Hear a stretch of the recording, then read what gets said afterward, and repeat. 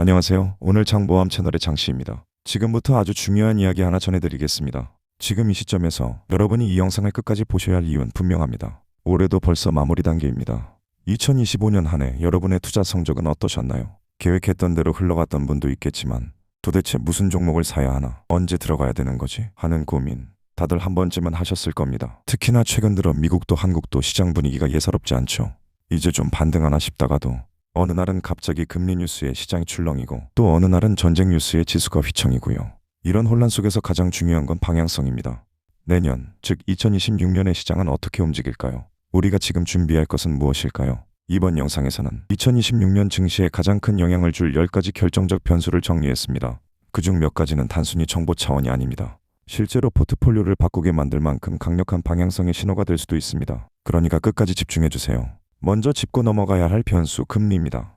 많이들 아시는 것처럼 미국 연준은 2025년 중반부터 점진적인 금리 인하에 들어갈 가능성이 큽니다. 그리고 그 여파는 2026년 본격화됩니다. 자, 금리가 내려가면 어떤 일이 벌어질까요? 시장은 먼저 성장주를 다시 주목하기 시작합니다. 특히 AI 관련 기술주, 반도체, 그리고 자율주행, 클라우드 인프라 관련 종목들이 대표적이죠.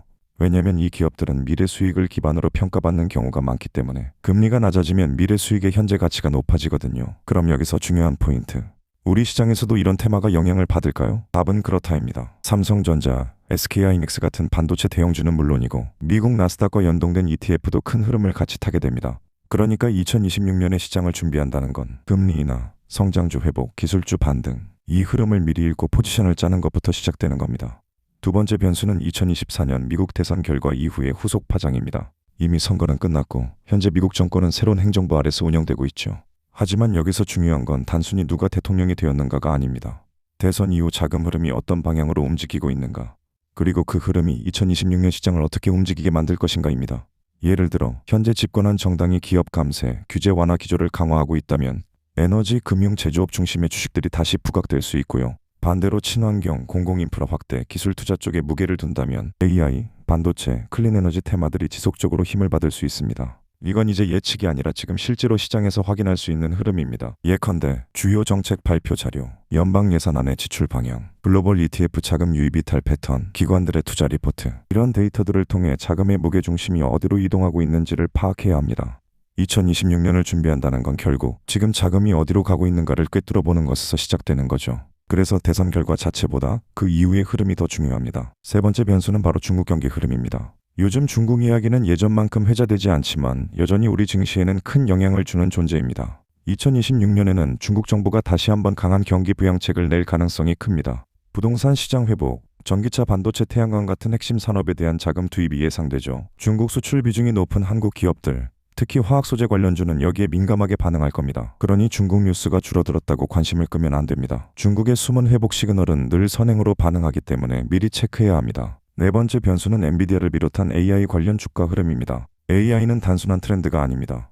2026년까지도 투자 모멘텀이 계속될 가능성이 높고, 이는 단순히 미국 기술주만의 이야기가 아닙니다. 국내에서도 AI 반도체, 인공지능 서버, 데이터 센터 구축 등 관련 생태계가 확대되고 있어 2차, 3차 수혜주가 계속 나타날 겁니다. 이건 단타가 아니라 중장기 성장 테마로의 포지셔닝을 의미합니다.